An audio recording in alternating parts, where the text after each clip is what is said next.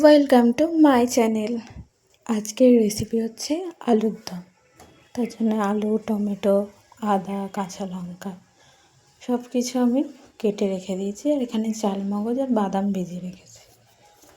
ওগুলো দুটো বেটেও নিয়েছি আমি।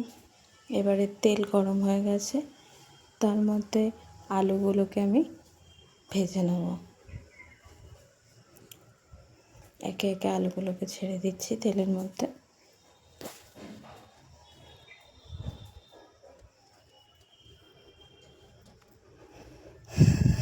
এবারে ওই আলুটার মধ্যে সামান্য নুন আর হলুদ দিয়ে দেবো,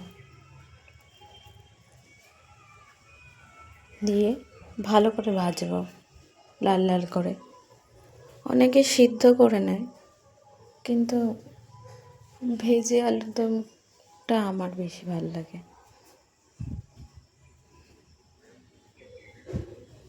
তুলে নিচ্ছি, আলুগুলো ভাজা হয়ে গেছে।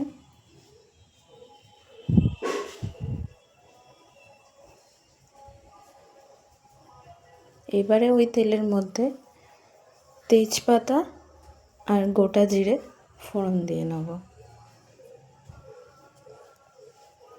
এবারে যে আদাটা বেটে রেখেছিলাম সেটাকে তেলের মধ্যে দিয়ে দেবো।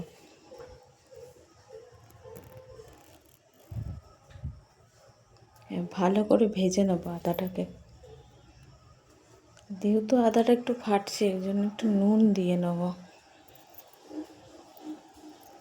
নুন দেওয়ার পরে টমেটোটাও দিয়ে দেবো, যাতে টমেটোটা নুনের সাথে তেলের সাথে হতে হতে গলে যায়।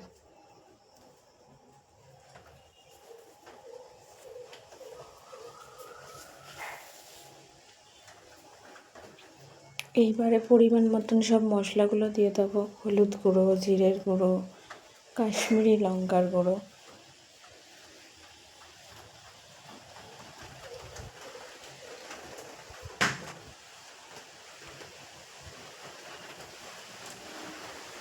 এইবারে এটাকে ভালোভাবে মশলাগুলোকে কষে নেব।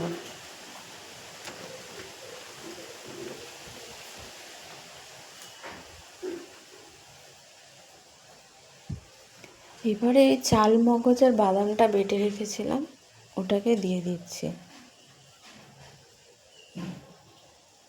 দিয়ে এর সাথে ভালো করে কষে নেব।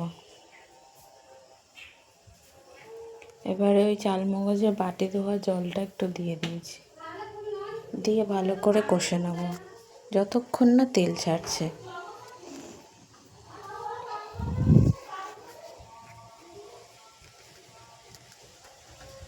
এবারে আলুগুলো দিয়ে দেবো, ভাজা আলুগুলো মশলার সাথে কষে নেব ভালো করে।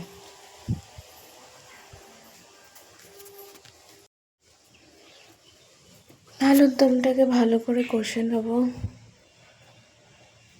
কষানো রেডি। এবারে জল ঢেলে দিচ্ছি। এবার আলুর দমটাকে হতে দেবো, আলুগুলোকে সিদ্ধ হতে দেবো।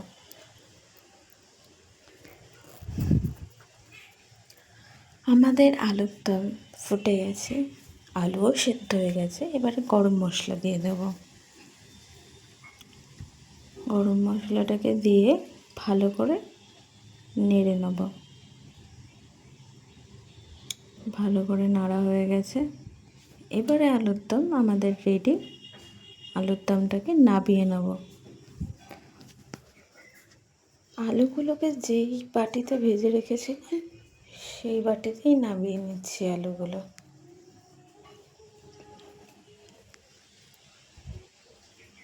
আলুর দম আমাদের পুরোপুরি রেডি।